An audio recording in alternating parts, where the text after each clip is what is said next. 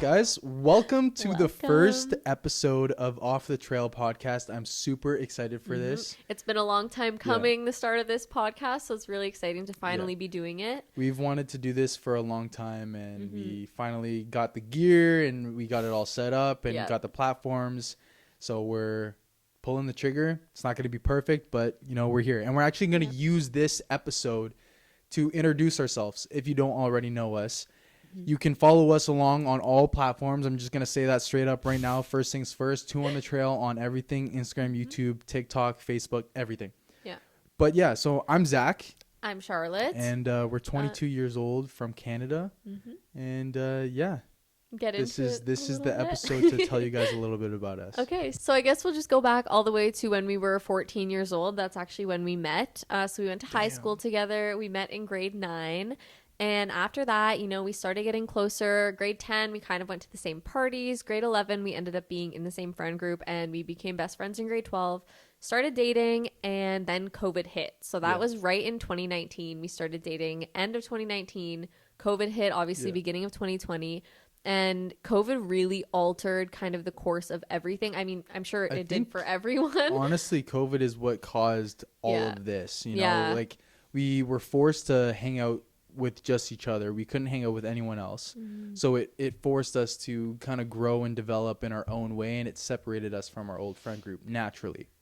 And because of that, it built our own goals and values and morals, and it's caused the path that we're on now, for sure. Definitely. So we were very different. Like, if you knew us in high school, we were very, very different people than we are now.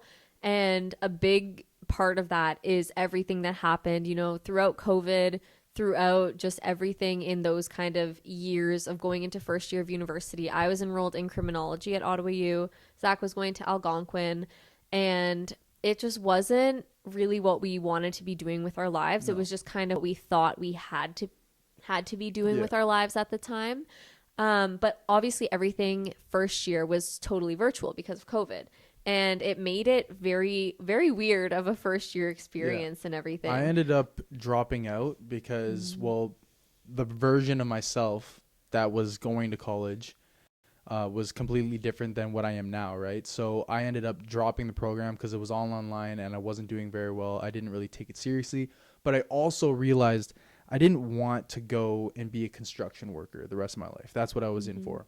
So I dropped the program, and then I just started, you know, working full time as an interlock landscaper. So I dropped out because I didn't want to be a construction worker, but I was a construction worker.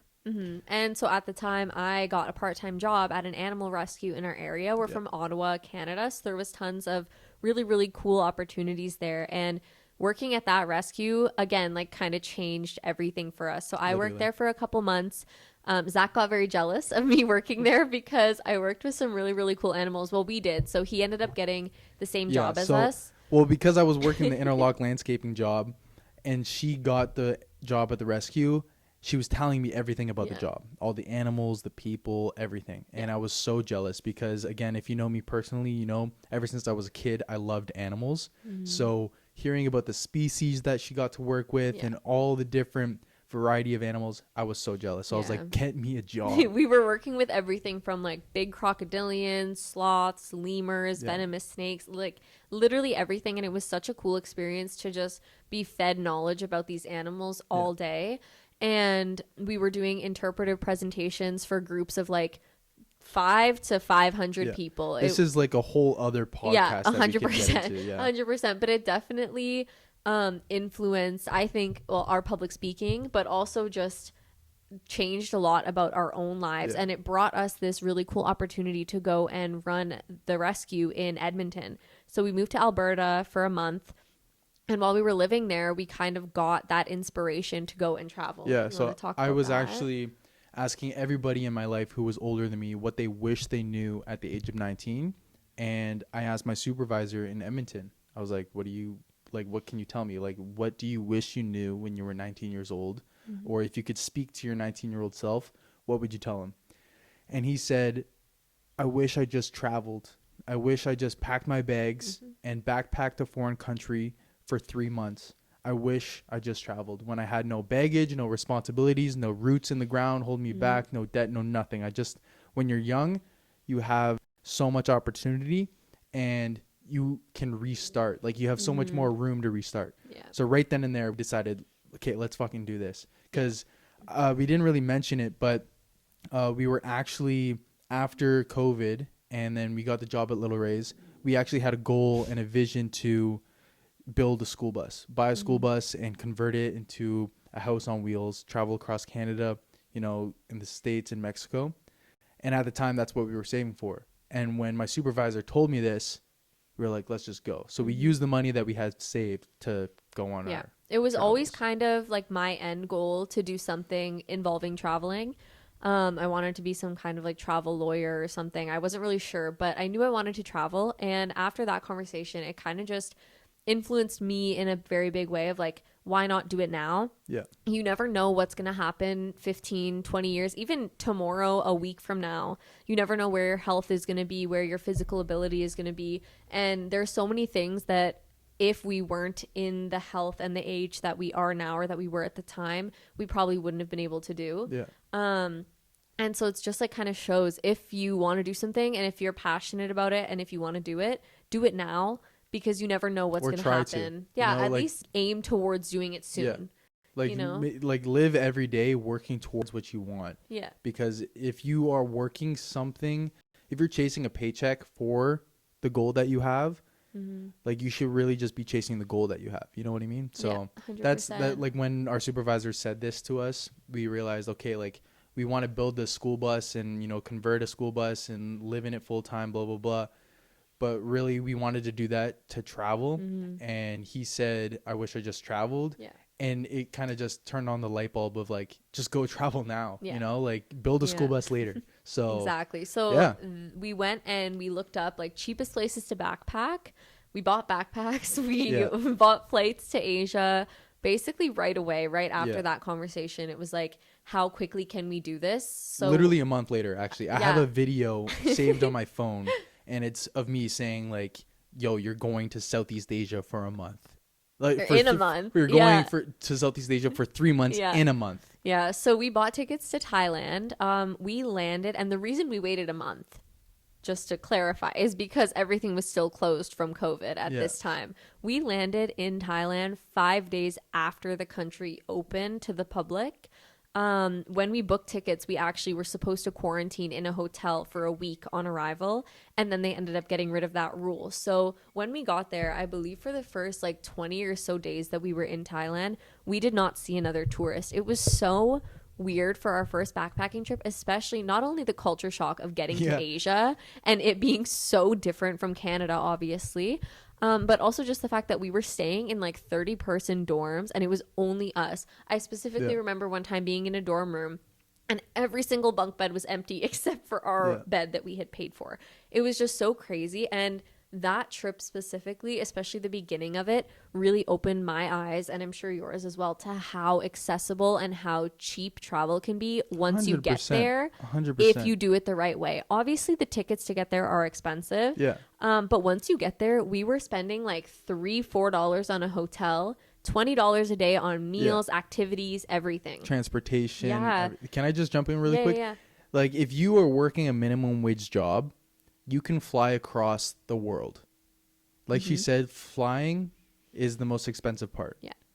But once you're in the country, like Southeast Asia, holy shit, it's cheap. We went to Thailand, Cambodia, Vietnam, Indonesia, and then we spent a week in Australia, which wasn't as cheap, but the cheapest places to go we pretty much went to, and $20-30 a day. Yeah. Like if you're working a minimum wage job and you have a couple grand saved, which won't take too long to save, even if you have bills to pay and you have priorities, I'm telling you, just put $20 aside for a few months. You will be able to fly across the world to the other side of the planet and backpack. Get a points credit card, use your points to pay for the flight. 100%. And once you get there, everything is so much cheaper than you think it is. 100%. And when we arrived and we kind of realized that, to be fair, Asia, we did not budget it as well as we could have, but you really have to have the mindset of, for us, it was, I'm here to travel for as long as possible and not for as like to feel very bougie. You could go to Thailand and stay in a beautiful resort on a beautiful beach, eat really good food every single day for a very high price, or you can do it on a budget if you're just a little bit smarter about it and you're okay leaving a restaurant because it's too expensive and going somewhere that's cheaper. It's really like, what do you want? Yeah, Do you want to sit on a beach for a week and do nothing? By all means, you can do that. But if you want to travel and actually immerse yourself in the culture of all these different countries for months on end, for a long term, then do that. You know, you have to make that certain sacrifices. In South America, we ate the same food every single day. And literally every dinner was the exact same meal because it was cheap and if because we budgeted, we were there to travel. If we budgeted Southeast Asia the way we did in South America, we would have been able to travel for like 6-7 months, guaranteed. Yeah, we did 3 months, which was amazing and such a cool experience. We can obviously go into a podcast just on that. But after we got back from Southeast Asia, we started working at the rescue again. And again, kind of fell back into that cycle of like going to work every day. I was still in school at the time. My entire undergrad, I have graduated now, but my entire undergrad, I only took 1 semester off. So it's definitely also a very popular thing that you hear that like finish school and then go and travel. You can do them both at the same time. In university, college, you have 4 months off in the summer. That is plenty of time to go if you're still able to work throughout the year. I was lucky that I did a lot of my courses online. But so we got back. We worked for 7 Probably months. like 6-7 months. It wasn't even a whole year that we were home, and we were itching to go travel again. We definitely got the travel bug from that first backpacking trip in Asia. And what caused South America, because we got back from Asia and we knew, okay, we want to do this again. We got the travel bug. We want to keep traveling. But when we got back, what inspired South America was actually someone who got a job at the rescue that we were working at. She's actually Charlotte's best friend now, and she backpacks South America. And then so they connected instantly. We all connected instantly.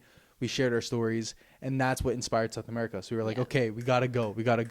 So we saved as much as we could in the 6-7 months, but we were like literally on the edge of our seat trying to like, Kayla, I just want to leave. So we weren't as patient as we were before because, you know, back when we were saving for Asia, we were actually saving for something else. So we were a little bit more patient about it. This time, we just wanted to go. So we looked into volunteering and we used this app called World Packers. And we found this placement that was teaching English in the Amazon rainforest at a local school for 1 month. And that gave us accommodations. It gave us food. All we had to pay for was the flights there. And it was really cool. We lived at an eco lodge, and we were able to go on tours with guests that were staying at the lodge. We were able to go. We volunteered 12 hours a week at the school. It wasn't a very long-term thing that took up a ton of our time. We learned so much about the Amazon. Again, like, we're very animal nerds, nature nerds. It was so cool to just be able to go out and walk. Living in the fucking Amazon rainforest. It was like, what crazy. The hell? It was amazing. And so we did that. And that, personally, for me, the start of that trip really altered, like, literally everything else in my life so far. So when we were there and we were teaching English, you kind of had the passion for teaching before because of the rescue we worked at doing the presentations. That's what I was gonna say. Like, we did big presentations, and I always loved going to schools and doing the presentations with the animals, teaching the kids about them, everything like that. And then when we were in South America and I was actually teaching English to these students, it was like, oh, maybe I really want to be a teacher. And ever since, like, when I was a kid, that was my goal. It was, let me be a teacher. Don't get me wrong. I had a great time teaching and I liked it, but she was fucking passionate about it. She did the extra work. Even when we weren't at the school, she was setting up games and courses out, like, on her own time. Like, she like I saw it from my perspective. Okay, like, this is something you got to invest in. And I find that with teaching too, being able to do it in another country was something that really, like, jump started that passion, because the kids were so appreciative of us being there. They understood that learning English meant that they could leave this small town. They didn't have to go work with their parents. They could go travel. They could go. The English speakers in the school. The English speakers in the school were able to go to the US, and the eco lodge that we lived at actually supported a lot of people going and living and working in the US. And that was a lot of the kids' goals. So they were so passionate and so eager to learn. And I also fell in love with the Spanish language and really wanted to, like, learn more about that. And being there, I was like, okay, let me switch out of criminology. That was the one semester that I took off in my undergrad. I dropped my program and decided to switch into one that would eventually lead me to go to teachers college.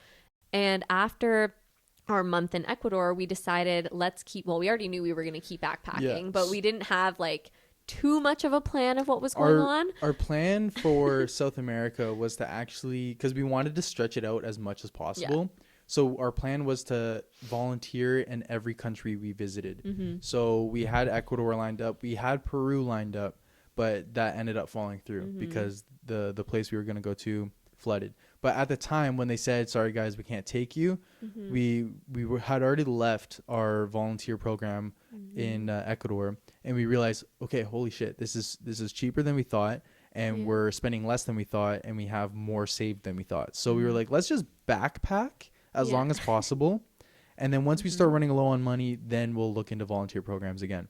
So we ended up going to Ecuador, and then Peru, Bolivia, Argentina, and then a day in Chile, a day in Uruguay, and then Colombia. Yeah. And so by the time we got to Colombia, it had been 4 months. We had some money left, but like we were running low, and we could have started looking into volunteer programs, but we just decided let's just go home because Colombia was rough. We could get into it in another episode, but pretty much we were both sick.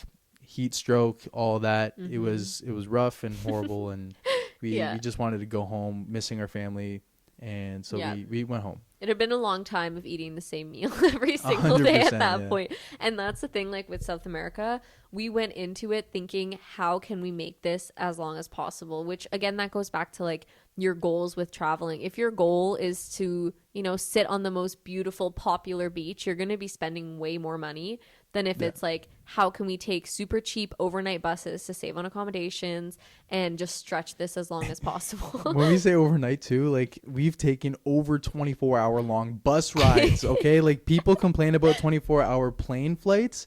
We took a fucking 24-hour bus ride from where to where? I don't even know. Ecuador to Peru. Yeah, I'm pretty sure. Calculated in South America, we did over 300 hours on buses. And these are not like the buses they had in Asia where it was a full bed that you could sleep on during the ride, which he was way too tall for, but it was great for me. But in South America, it was a seat that reclined 45 degrees if you were lucky. And we would just get on them, hope for the best, and just think to ourselves, we're not paying for a hotel tonight, so this gives us an extra day of travel, basically. In our heads, it was, okay, we're paying for transportation and accommodation in one for that cheap. Also goes back to why I'm so, like, grateful that we were able to do this at such a young age, because even now, it's, like, getting less and less appealing. Less appealing, exactly, to be able to go in, like, a 28-hour bus ride seems a lot less easy than it's like what do you value more? Do you value the money or do you value the time? And at the time we valued the money. We wanted as much money because it would stretch us out, but if you value your time more, then now you know what decision to make. But pretty much it literally, what I was thinking when you were talking about this is like people go and travel for a week to Cuba or whatever, and it's to feel a certain way.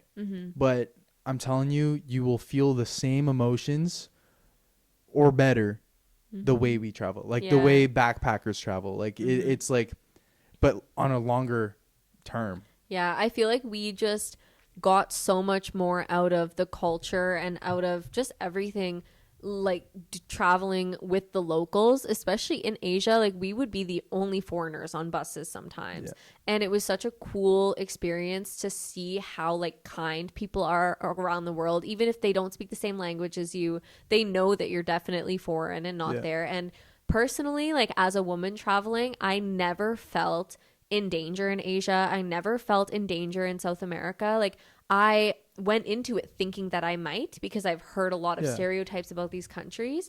But I feel like even if I wasn't with Zach, there would have been a very low like danger radar in my head, because it just was, everyone was so welcoming and so kind and so willing to share their culture with us. And I don't think that's something that you get as much staying on a resort, because I've stayed on resorts before and you're kind of like almost impeding on, like, the locals can't go to the beach that's on the resort even though it's their country. It's And because I've only been to like resort life, I think Cuba. yeah. And when I was there, it was almost as if they took the Western culture of like 100%. Canada, US, whatever, and just Yeah. like put it in that resort. So like even going to Cuba, you don't experience Cuba at a resort. You experience the paradise of 100%. Canada in Cuba. You know what I mean? Yeah. So I don't know, but yeah. It's a really cool and unique way to travel. But yeah, so South America, we ended up getting back home, started working again. And again, we were looking for kind of the next adventure. And in my Spanish class at the time in third year, I started taking Spanish right away after getting back from South America.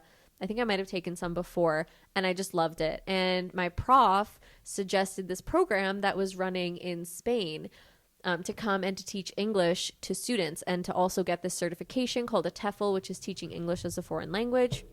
And immediately it stood out to me. It seemed like something that was awesome. I was already aiming on the path of a teacher, and I wanted to teach internationally. So that day, I remember going home to Zach and being like, hey, would you move to Spain with me for 6 months? He's like, of course. So again, kind of switched the path of what we were going to be doing, and we started saving up, aiming to the goal of Spain. But this was in the fall a year ago. So we were thinking, like, this is still a year and a half until we're going to Spain. Yeah. We can fit in some travel. Yeah, we can do something in the meantime. So we went to something in our home country, Parks Canada, and we applied to a ton of different jobs. Yeah. So we actually had a job opportunity come to us in BC. Yeah. That ended up falling through. So we were like, shit, like I really want to go to BC. Yeah. So that's when we started seeking jobs in BC. Yeah. Anything to do with nature, being outdoors, animals, whatever. We were sending our application, and then that's when we got the job with Parks Canada. Yeah, so we worked and lived on a provincial park in British Columbia. We were very north, so that gave us the kind of unique opportunity of, we're not in Vancouver, we're not in a big central city. Why don't we drive there instead of flying, so that we can have the kind of journey of traveling there, but also have a car while we're there, because we were really far up north. And so we decided to take the road trip from Ottawa to Fort St. John, British Columbia, which is where we were working. Yeah. And for any Europeans listening, driving from Ottawa to BC takes forever. Okay. Forever. Not a few hours. I'm talking days. I have driven this before, working with the rescue in the past, and we drove nonstop. When I was sleeping, my boss was driving. When he was sleeping, I was driving. We drove it nonstop. The car only stopped to get gas. It took us 3 days. Yeah.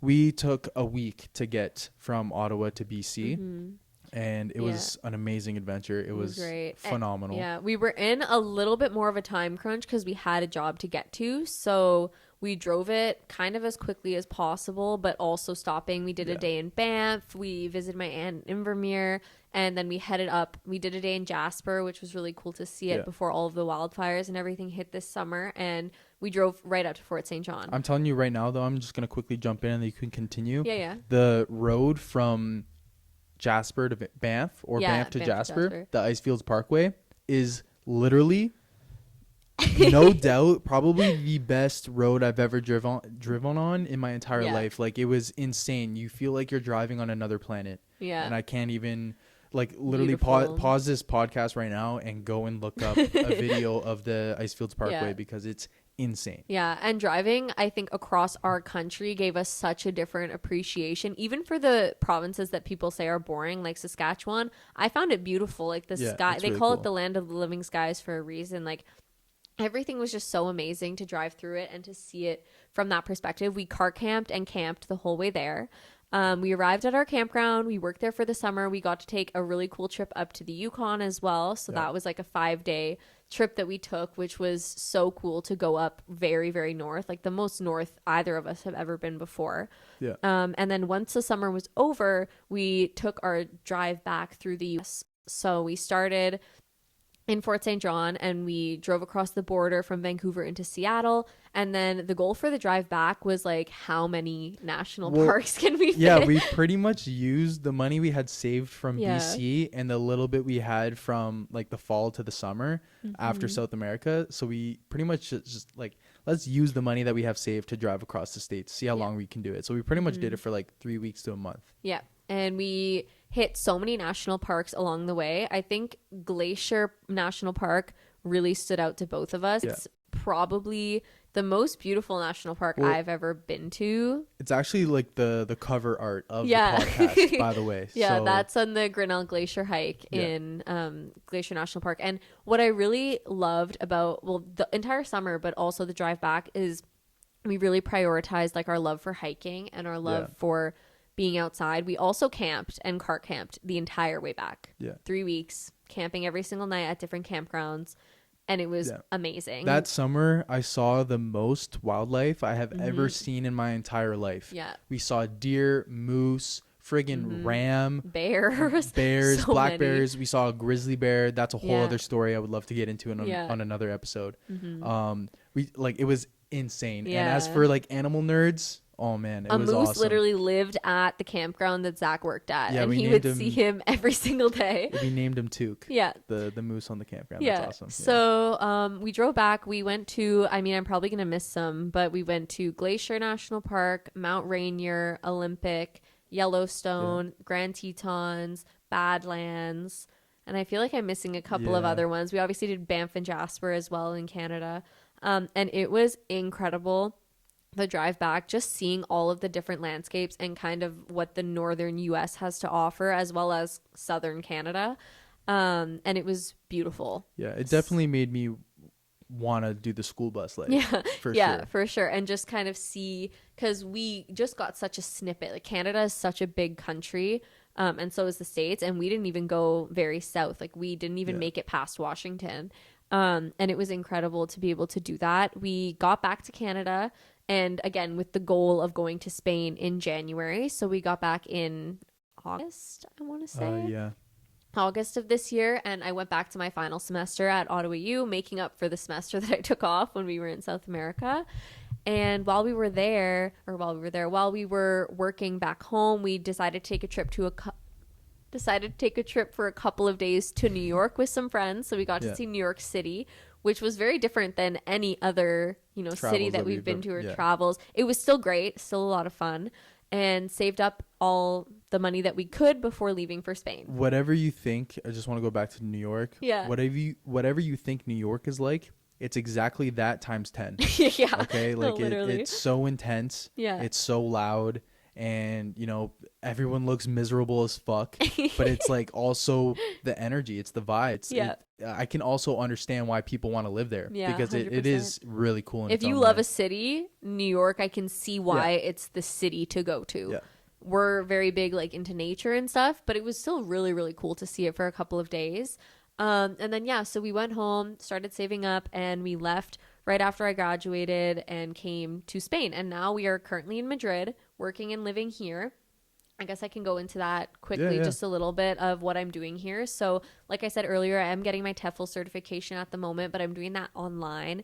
And then here I'm working as an auxiliary of conversation in a school. So I teach grades 3, 4, as well as some kindergartners. And I'm just there as an English helper in the classroom. So we'll probably make a video on this and kind of what I'm doing as well. But basically, the European or the Spanish government gives out a certain amount of money to foreigners every year to just come into the classroom and speak English and just help with pronunciation and kind of hear how a native English speaker speaks, as well as give us the opportunity to learn some Spanish and improve all of that, and obviously get background and get stuff for your resume to go into teachers college, because it's a very competitive kind of thing, while all experiencing Madrid and Spain and the surrounding areas. Like, it's so easy to travel in Europe. We have a booked flight to Paris for February in 2 weeks, and and then we also have something planned for Morocco, which is friggin' Africa. That's amazing. So when she first told me this, yes, I'm gonna say yes to anything, of course. But Europe is a continent I've never been to. Yeah. And so easily travelable. Like we've already been to Portugal. Ideally, we'll hit a couple of other countries along the way as well. 100%. We just don't really know exactly where or what's going to come up yet. Honestly, we never do. And if you've been following us since the start, that you kind of understand that, like all of our adventures, literally Southeast Asia, South America, working in BC, it happens out of nowhere. Yeah. Like it comes like and anyone around us can definitely tell that, because it's like, no, we're going to be here for a little while, and then all of a sudden, actually, so super excited for these next couple of months. We'll be here until June, so there's still tons of time to explore and tons of time to see around. We have some people coming to visit us. It'll be really cool to show them around and just live the lifestyle of being here for a while. Is something we've never experienced, like living in a country that isn't our own for a long period of time. We had to go through the chaos of like finding an apartment, which we got. Hell that's where we are right now.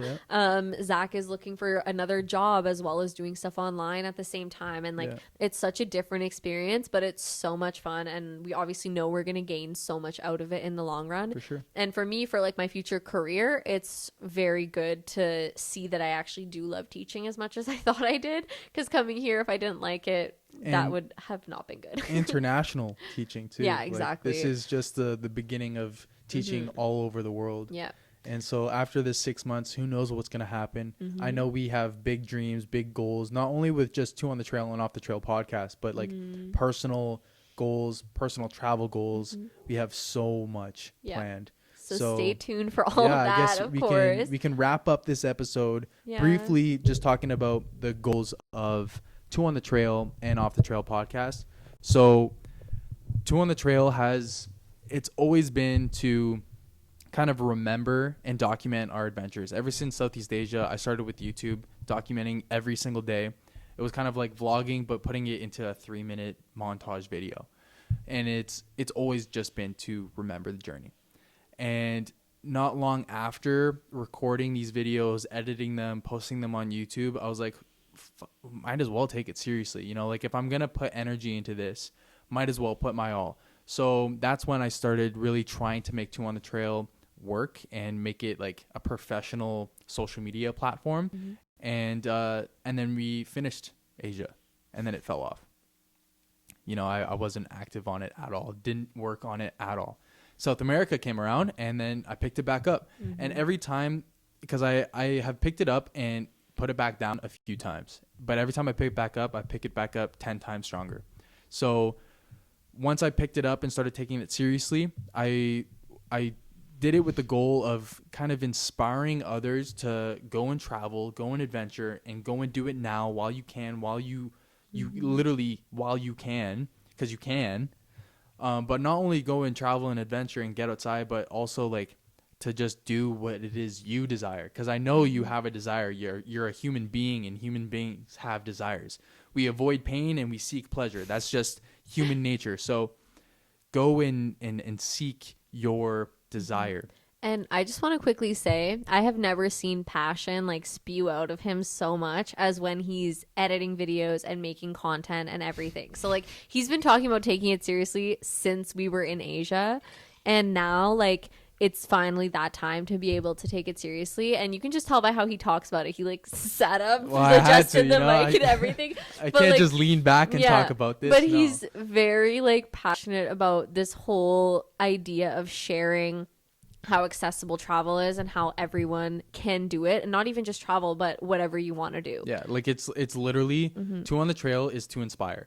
Because I love traveling and I love people. That's what I've realized with my growth the past 3 years is these are the things that I'm passionate about. So Two on the Trail, I hate the term social media influencer, because that's not what I want. I don't want fame. I don't want that. I want to inspire as many people as I can, because I've seen what it's like to travel. I know what it feels like to travel, and I love connecting and interacting with people and inspiring people, and I want more people to feel those emotions, because you know, the more people that feel that, the better the world is. So that's the goal with Two on the Trail, is to document our adventures and our life and share it to inspire as many people as possible to go and travel or chase whatever it is they desire. And then as well as like the same goals are with Off the Trail podcast.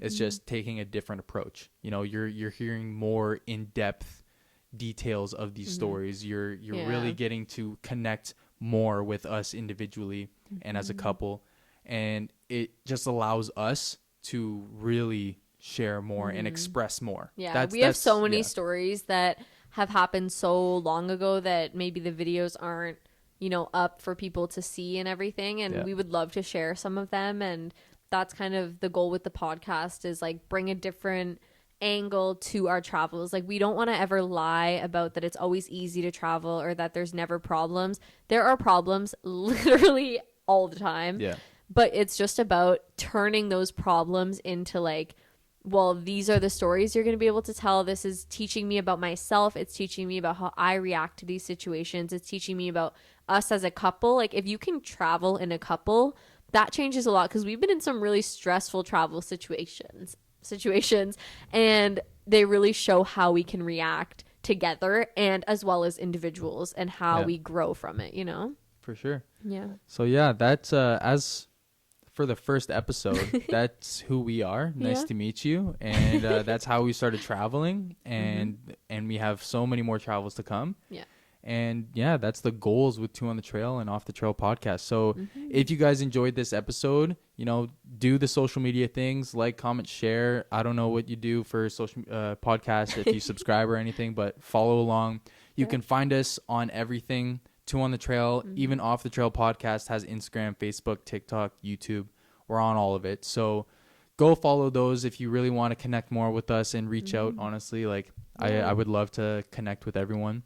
And if you'd like to like know more specifically about something we talked about on this podcast, let us know. We would love to make a video on things that people are genuinely interested in learning about. That's actually great that you mentioned that. For the first episode, we should probably mention, if you have any episode requests, any type of topics, any travel hacks, travel tips, whatever, you know, just go on Instagram. That's the platform that we're most active on, I would say, and just send us a DM, and we'll definitely answer you. Yeah. So yeah, thank you guys so much for tuning in. I'm so excited about this. I'm sure you are too. Yeah. This is going to be amazing. So stay tuned for the next episode. Thanks for tuning in. Okay. Do I say bye? Bye.